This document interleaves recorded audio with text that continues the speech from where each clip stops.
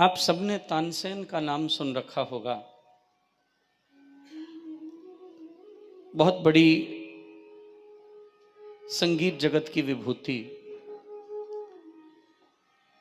तानसेन बहुत बड़ा संगीतज्ञ। और एक बार अकबर ने उसे एक अनुपम राग सुनाने के लिए कहा। तानसेन ने सुनाया, और जब मनुष्य में अहम होता है ना, मुझे कुछ आता है, आई नो समथिंग,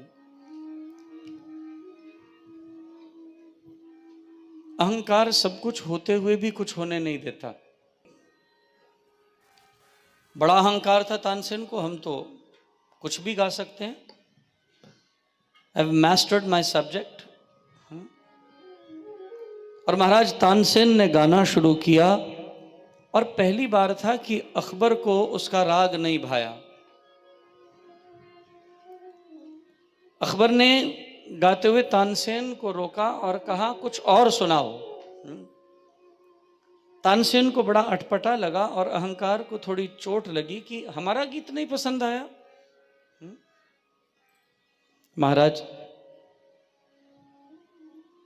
तानसेन ने फिर से यत्न किया, फिर से अकबर ने उसे बीच में रोका। अब तानसेन को थोड़ा झटका लगा। कोई बात है कि आज बादशाह को हमारी रागदारी पसंद नहीं आ रही। महाराज बड़े प्रयत्न किए, लेकिन उस दिन अकबर खुश नहीं हुआ। हालांकि अकबर के नवरत्नों में से एक हैं तानसेन, लेकिन उस दिन रिझा नहीं पाए। और जब व्यक्ति फंस जाता है ना, तभी उसे किसी सहारे की जरूरत पड़ती है, और वो सहारा होता है सद्गुरु। जो अपने सद्गुरु का आदर नहीं करते, उनके अंतर्चित्त में से उनके प्रति भावना सत्कार नहीं होता, उन लोगों से ज्ञान कैसे निकल जाता है, जैसे कच्चे घड़े से पानी। आज तानसेन को अपने गुरुदेव श्री हरिदास जी महाराज की याद आई। बड़े ध्यान से सुनना। जाकर कहने लगा, महाराज मैं बहुत परेशान हूं, मुझे राज दरबार में बहुत अपमान झेलना पड़ा, क्योंकि राजा को 3 बार में भी मेरा गीत आज पसंद नहीं आया। महाराज मेरे ऊपर कृपा करिए। और भक्त प्रार्थना करे तो सद्गुरु इनकार कैसे करते। हरिदास जी ने कहा, जाओ अपने बादशाह को यहां लेकर आओ। हम तो किसी बादशाह के दरबार में नहीं जाएंगे, जाओ अपने बादशाह को यहां लेकर आओ। तानसेन ने महाराज जाकर बादशाह आजम अकबर को कहा कि महाराज आप यदि गीत सुनना चाहते हैं तो हमारे गुरुदेव की शरण में एक बार चलिए। मैं उन्हीं का उत्पादन हूं, मैं उन्हीं का शिष्य हूं।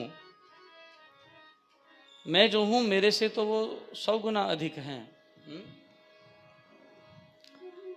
अकबर बड़ा प्रेमी था, इसलिए हरिदास जी के दर तक गया। एक बादशाह होने पर भी अपना अहम परित्याग करके गया। और महाराज हरिदास जी गाने लगे। बादशाह के साथ और भी बहुत लोग हरिदास जी के दरबार में गए थे। और जैसे ही हरिदास जी महाराज ने गाना शुरू किया, अकबर की आंखें भर आईं। छलक उठे दिल के प्याले, भर आए नेत्र। और हरिदास जी की स्वर लहरियों ने कुछ ऐसा जादू कर दिया, सभी डूब गए उनके स्वर माधुर्य में। इतनी मस्ती आने लगी कि भूल ही गए। हरिदास जी गायन बंद करके बांके बिहारी को प्रणाम करके भीतर चले गए, लेकिन अभी भी अकबर रंगा हुआ था उनके रंग में। गायन कब समाप्त हुआ किसी को पता भी नहीं चला। ऐसी समाधि लगी। और महाराज अचानक जब अकबर बाहर आया अपनी मस्ती से, देखा हरिदास जी तो अपना गायन समाप्त कर चुके हैं, लेकिन उनका जादू अभी भी मन मस्तिष्क पर चढ़ा हुआ है। बड़ा खुश हुआ। हरिदास जी को प्रणाम किया और वहां से निकल आया। लेकिन तानसेन को यह बात बड़ी चुभी। जैसा राग हरिदास जी ने गाया वही राग, वही स्वर तानसेन ने भी गाए थे, गुरु से सीखे हुए ही राग थे।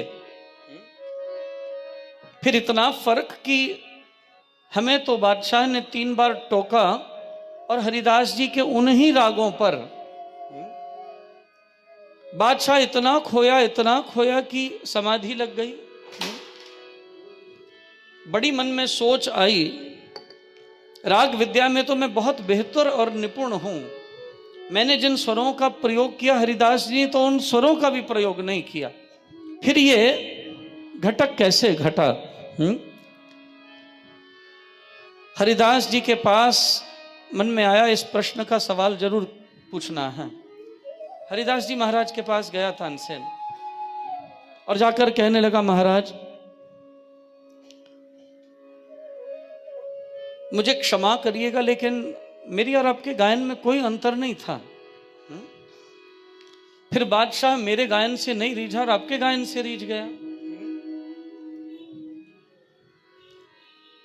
हरिदास जी मुस्कुराए और कहने लगे, बेटा मेरे और तेरे गायन में सिर्फ एक ही फर्क है,